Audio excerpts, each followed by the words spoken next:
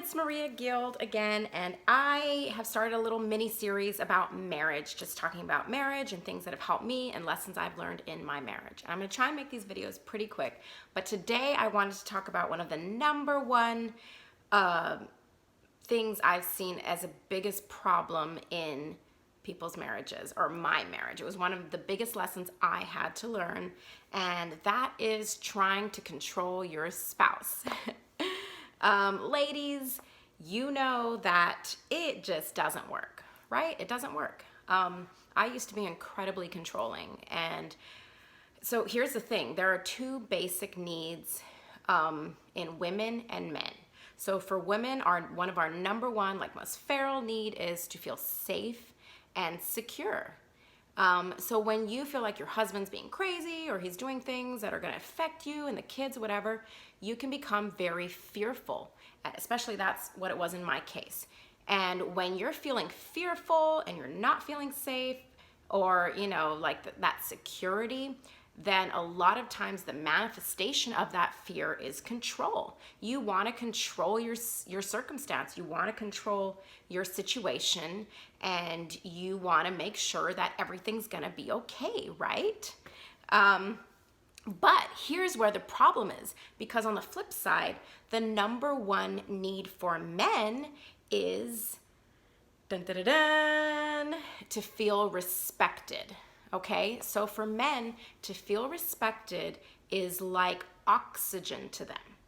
And the word respected is a weird word for me. Like it makes me think of like, a child and a parent or something like that. But basically what it means is a man wants to believe that you trust him, that you think he's capable, and that he's, good at what he does, and he's a hero, or all that kind of stuff.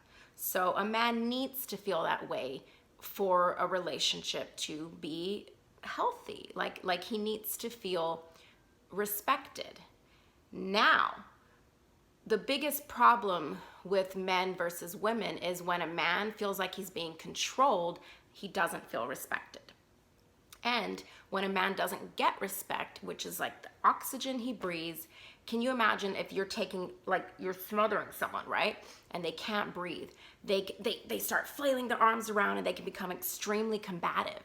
So, ladies, if you don't want an extremely irritable, combative husband, one thing you have to try and work on is not controlling them, not being controlling.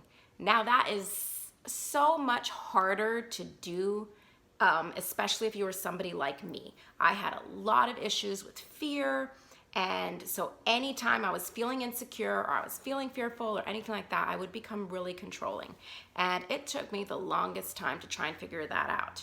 But basically what you have to do is you have to realize that you're both completely separate people, separate entities, and you have to just do you, boo.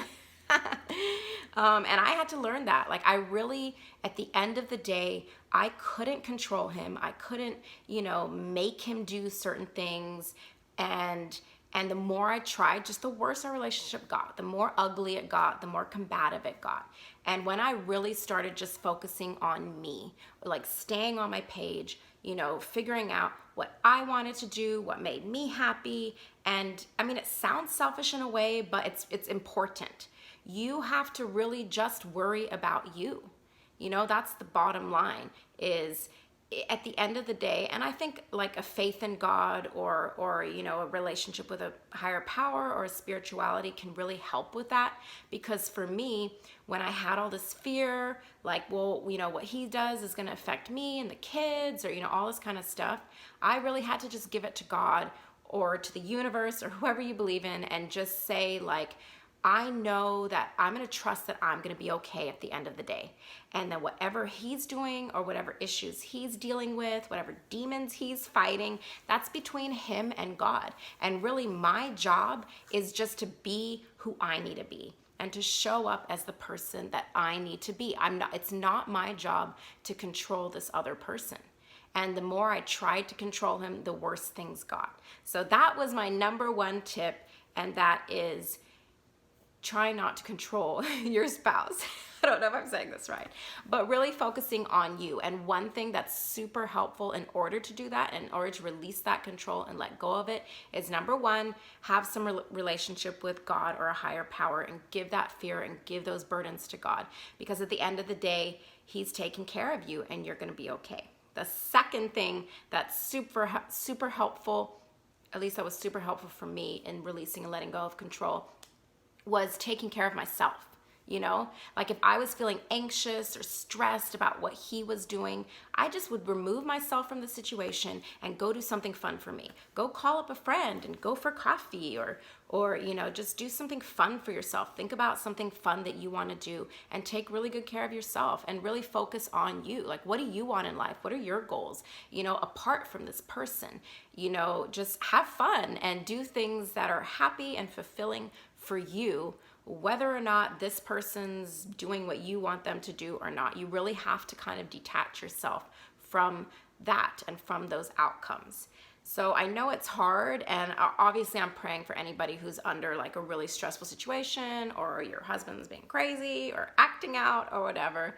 But at the end of the day, we can't control other people. The only people we can control is ourselves. So if you have any questions, leave them in the comments, and I hope that was helpful. Bye.